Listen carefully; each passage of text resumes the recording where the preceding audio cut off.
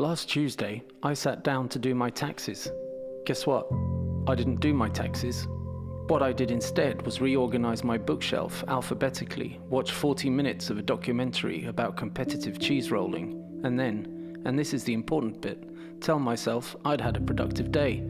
I was fine. Everything was fine. Here's something no one tells you about the human brain. It's not primarily designed to help you see reality clearly, it's designed to help you survive it.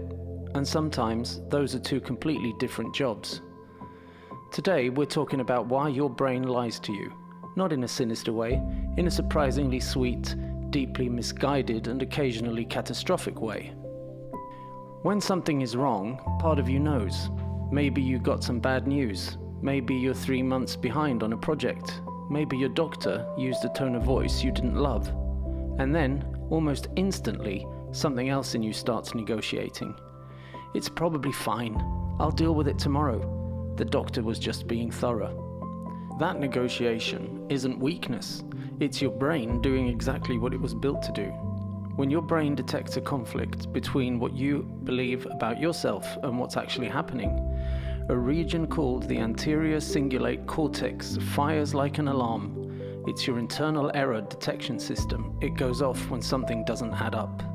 But here's the thing about alarms. You can silence them. Brain imaging studies confirm that when people experience cognitive dissonance, the technical term for when your beliefs and your reality are at war, the brain doesn't sit with the discomfort. It immediately starts resolving it before you're even consciously aware there's a problem.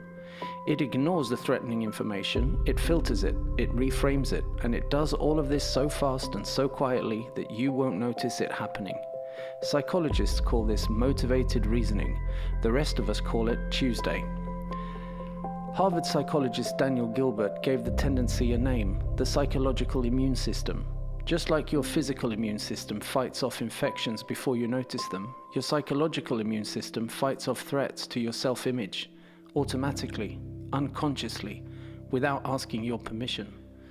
Gilbert ran studies where he asked people to predict how they'd feel after bad events, losing a job, getting rejected, being told their personality had some significant problems. People consistently predicted devastation, months of misery. And then the bad things happened. And people were fine, faster than they expected. Not because the bad thing wasn't bad, but because the brain had quietly got to work making it feel more manageable. He wasn't right for me anyway. I didn't really want that job. This is genuinely useful. It's part of why humans are resilient, part of why we get back up. The problem is that the system has no judgment about when to activate.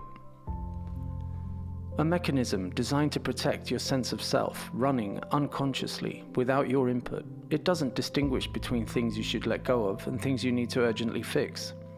That health symptom you've been explaining away for 6 months, the relationship you keep describing as complicated rather than actively bad, the pattern you've noticed in yourself but filed under, that's just who I am. The psychological immune system sees a threat to your self-image and neutralizes it. That's the whole job. It doesn't read the situation first.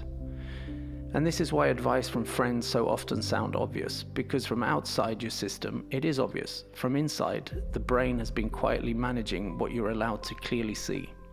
There's a simple test for catching the system in the act. When you find yourself explaining something away, ask, would I accept this explanation from someone else? If a friend told you they'd been exhausted for 6 months but were sure it was nothing, would you nod or would you tell them to see a doctor? The gap between the advice you'd give and the advice you give yourself is roughly the size of your psychological immune system, which is, as it turns out, quite large. My taxes, by the way, are still not done, but I'm now aware of that in a way that feels suspiciously like personal growth. Or is it just a more sophisticated way of not doing my taxes? I genuinely can't tell, and according to everything we've just covered, that's completely normal.